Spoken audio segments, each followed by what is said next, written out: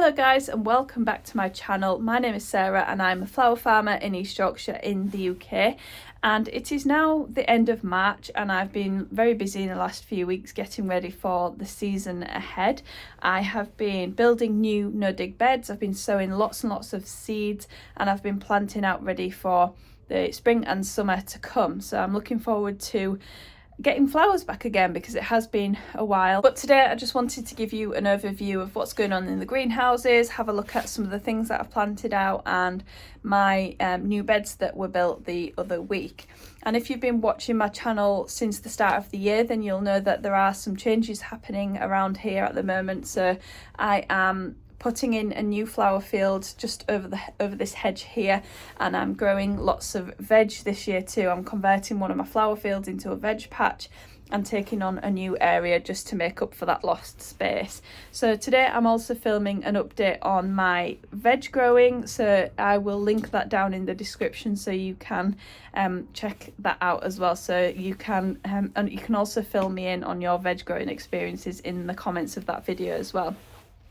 So things have been a little bit quiet here in the last couple of weeks. Here and on Instagram I haven't really been filling you in much on what's been going on because unfortunately we lost one of our dogs last week, and that was very sad for everybody involved. She was an amazing girl. If you've seen her in the background of my videos, she is always crazy zooming around, and we're going to miss her a lot. So I'm here in this greenhouse at the moment and I just wanted to give you a tour on what's going on.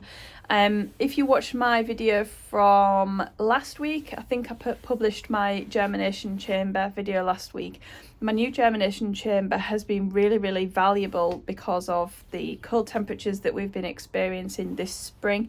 It has been colder than it has been this time last year, and things aren't getting off to a great start in the greenhouses because it hasn't been particularly warm or sunny so that we can get the temperatures up in here. So the germination chamber has been great. I've been managing to turn things around within 3 or 4 days after putting them in the chamber. So they go in there, they germinate, and then they come into here.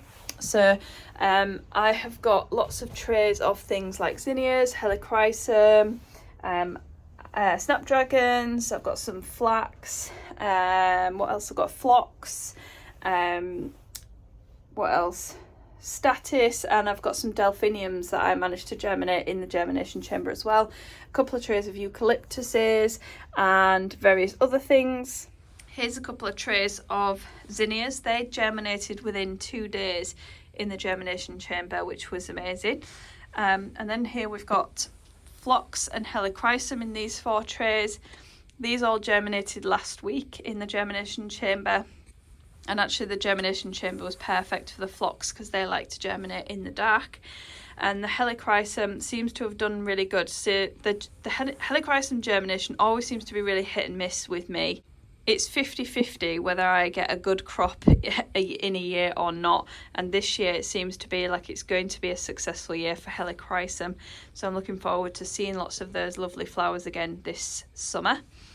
And then here I've got a tray of flax that I just sowed last week in these soil blocks just because I wanted to play around with the soil blocker again. I don't think I need 200 flax, but I did grow them last year. I direct sowed them into a bed and they were really nice. So the seed pods and the flowers are both nice in bouquets, so I'm looking forward to finding somewhere to plant that first of all, and then enjoying the flowers this summer. And then over here we've got some eucalyptus in this tray here. I don't know whether you'll be able to see it or not.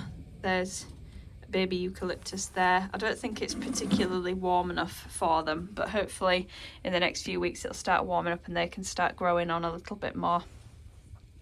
And then I've got some more helichrysum there. We've got the white one and the silvery rose. And then we've got Limonium suawarrii, the rat-tail statice, and more zinnias, some statice here and here. I actually did a U-turn on this. I wasn't going to grow it, but actually I've just thought to myself it's a really good filler. I think I'm going to miss it if I don't grow it, so I've decided to stick some in. There's a white one there, a Sika rose one there, and apricot there, and oops, what's this one? Apricot again. So then here we have some delphiniums. They are just germinating. So I'm looking forward to hopefully growing some of those on this season and planting them out in the new perennial field.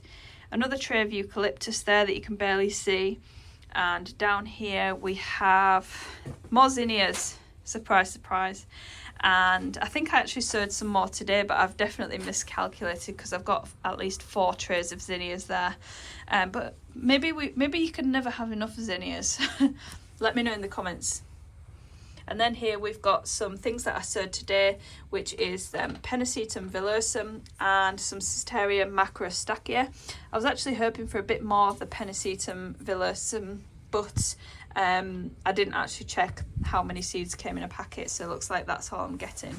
Moving on to my second greenhouse, I actually have had to buy the glass for this greenhouse twice because the first time I bought it, I spent 150 quid on the glass, and we had some really bad wind, and as you can see my door has fallen off. And it blew most of the glass out that I'd just replaced, so that was really, really annoying, and I've just replaced it last week. However, this pane is still empty, and also this one here, so we do still get a breeze through the greenhouse. I need to get some glass cut for these. We do still get a breeze through the greenhouse, so I'm only putting quite hardy stuff in here that I know will do okay if the weather isn't particularly warm, because as you can see we've got minus 0.7 in here the other day, and it's about 10 degrees now. Yesterday was quite warm because it was very sunny, so it got to 35 degrees in here. I'll just clear that off and then we can see what happens from now on. So yeah, I've got some Ami Majus in here that was germinated in the germination chamber. That seems to be germinating quite nicely. Some Greek cress that I sowed today, some corn cockle that I sowed today, and some Scabiosa ping pong that was in the germination chamber. That didn't actually produce very good germination rate, and the Nigella didn't actually germinate at all. I can actually see a few that are germinating here, but I'm not sure whether it's actually going to come to anything that's worth planting out, so we'll keep an eye on that one. And then over here I've got some snapdragons. I was actually having a look around this morning and I was thinking germination on the whole hasn't been good this year, and I'm not sure whether I should be putting it down to the compost. The only thing that I can really think of that might be affecting germination is that the compost has been sitting wet for most of the winter on a pile on a pallet, and I'm just wondering whether it's kind of got some nasty things in it and it isn't promoting healthy seedling germination and seedling growth. That is the only thing that I can really think of that might be inhibiting the germination of the seeds, but I will have to get some fresh compost and see whether I can notice a difference in germination. Let me know in the comments if you've seen a decrease in germination this year and what you are thinking you might put it down to. Here I've got some grasses in soil blocks. Again, the germination isn't great, but I actually think that a lot of this did germinate initially, and because I put it in here and the breeze was blowing through, it kind of made the grasses go a little bit leggy and things, and yeah, it's just not looking great, so I'm not sure. I'll probably try and salvage some of these, but the rest can probably go in the bin. And then down here I've got a very patchy looking tray of snapdragons, and I did water this yesterday, but I didn't put enough water in. As you can see, the middle is looking very dry and the outer edge is has obviously had the water, and you can see that I've consistently done this because I've managed to get germination of the snapdragons all around the edge but not in the middle. So that is definitely my fault. I should have looked after my plants better in that situation. And then here we've got some more snapdragons and some Achillea or some yarrow. That's going to be nice for the perennials this year. I really like using yarrow as a filler, it's really useful. And then here I've got some celosia This definitely isn't hardy, so I'm not sure why I've put it in here, but maybe I need to move it into the other greenhouse. This has just been pulled out of the germination chamber today. As you can see, there are some quite leggy seedlings there, but the majority hadn't germinated, so I've just allowed these few to get quite leggy while the rest catch up.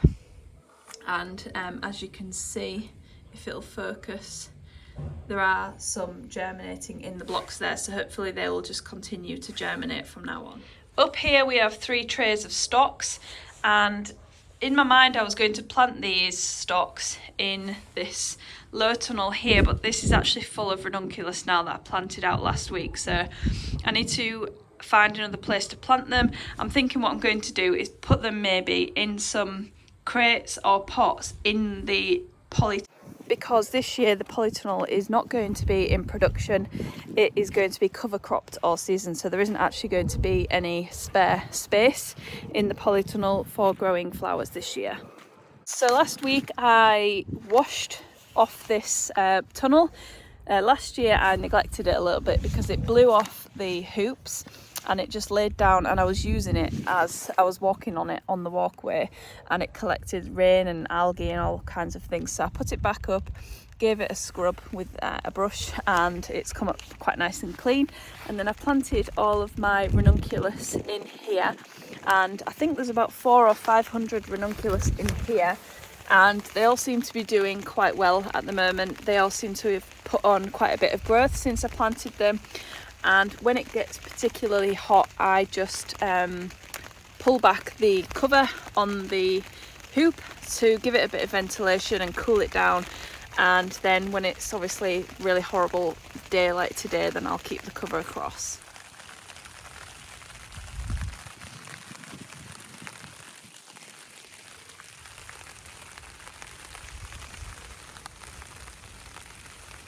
I just want to show you something that happened to me last week that is really annoying. So every year I get self-seeded auroch that just kind of appears in random patches like this one.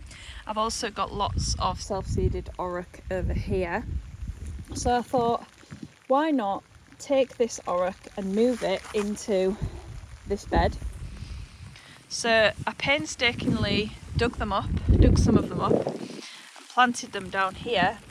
However, some kind of rabbit or something has been in here, because this field it actually isn't rabbit proof anymore, because I've been faffing with the fence around that corner, so it's now Harris fencing and not rabbit fencing, so I need to sort that. But some pest has been in here and eaten lots of the auroch that I've planted here, that I went to great effort planting, and left that there. How frustrating is that? You've seen this many times before probably if you've watched all of my videos, but this is a cover crop that I put in autumn last year, and it kind of looked a bit sparse, but it has started to bulk up a bit now, which is good. And this area here is kind of very rocky and slightly wet during the growing season. And last year it was covered all year with a silage tarp, and I was using it basically as a corridor to walk on, which was probably a bad idea because I did compact it down quite a lot. So last week I took a broad fork and tried to broad fork it. It was quite difficult, and I spread a cover crop on it. So as you can see now, the mustard, which is usually the first thing to germinate, has started to germinate now. I was quite concerned about it because this wall here does provide quite a lot of shade, and obviously early in the morning when we got frosts and things, this area takes quite a long time to warm up, so I wasn't sure whether things were going to germinate, but looks like we've got some mustard growing there, so at least we've got something that's going to be providing a living root in that area this season. Not much has changed out in the field here either. I've got some things to clear up over there, but I'm trying to kind of prioritise what's important, and to me that isn't important at the moment, although it kind of looks a bit scruffy. What I've thought is when I come to planting, it's going to be much more efficient for me to remove that and plant in the new plants at the same time. and at the moment that's probably just providing a bit of organic matter for any kind of wildlife or microorganisms that are living over there in that area. So I had a few leftover ranunculus, so they are planted in this section here. There's nothing in this bed up till about here, and then a bit further along there is some cornflowers, and then here we have some sparse area of corn cockle and a sparse area of ammi here. I think I really need to sort the rabbit issue out, because I think that is the main problem that's causing this patchiness in here. I really need to get the fence sorted so that our hardy annual crops will survive over the winter and they won't get eaten by the rabbits. The foxgloves in that bed there are bulking up quite nicely, and so is this cover crop here. I'm starting to get a little bit more anxious as the time goes by, because I'm just trying to think how I'm going to kill off this cover crop.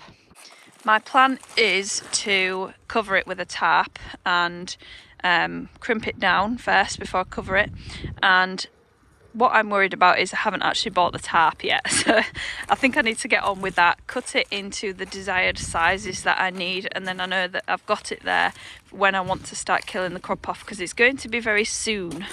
So this is what I worked on last week. I mulched this path here and also this path here with horse bedding, dirty horse bedding, because I usually get weeds growing quite prolifically at the back here, and I've used straw as a mulch before and it worked quite effectively, so I just wanted to put that down to hopefully stop the weeds from growing. And then this is my new no-dig flower bed area, which is going to be nice to use this season. And what I did was last year I killed off the weeds and things that were growing in this area with a tarp. We actually put some dirty cow bedding down here first. We put the tarp over and we left it all summer, and when I lifted the tarp back up, the soil was absolutely amazing. I've talked about this in a few of my videos before because it really excited me how nice the soil was looking, and I looked at it under the microscope a few times and it had some really, really nice beneficial microorganisms in there as well. So that really excited me and gave me the motivation to prepare my new field in that way as well. So all of this was already dead. There wasn't any weeds or grass or anything under here, so I didn't use cardboard underneath. I just put a very thick layer of compost on top and a thick layer of straw for the pathways, and then we've got 5 new beds there, which is really exciting. Moving on to the polytunnel, the chickens have moved out, and I thought they'd managed to scavenge on a lot of the stuff that was growing or was potentially going to grow in here and killed off a lot of the weed seeds, but I actually don't think that they have done. And I have sown a cover crop in here, which is the majority of the green that you see. There's mustard, there's ryegrass, and I'm not quite sure what else is coming up just yet. It could just be those 2 things, but there are a lot of weed seeds in here as well. For example, over here, I think a lot of that is fat hen or lamb's quarter, and I'm hoping that the cover crop is going to outcompete those weeds, but I'm not sure if they will. However, those weeds will still act as a kind of cover crop.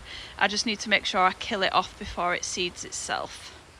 This is my new glasser hoe, this oscillating hoe from Reag Tools. I will put a link down in the description so you can browse their tools. They've got some really cool American imported tools and useful tools for regenerative agriculture and no-till farming. So I hope you enjoyed that little farm update, guys. I've been busy sowing lots of seeds and preparing for the season ahead.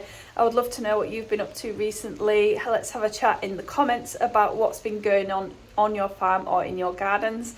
And I'm really hoping that the weather's going to perk up a bit soon, because this rain, wind, cloud is really starting to get me down now. Yesterday we had a really gorgeous sunny day and it really lifted my spirits, so I'm hoping that we're going to start seeing some more of those warm days soon, because it's going to be Easter in a couple of weeks' time, and usually we get some really nice weather around that time of year. So I'm hoping that that is to come, and it's going to cheer us all up a little bit more. So hope you have a good week ahead, guys, and I'll see you again on the next one.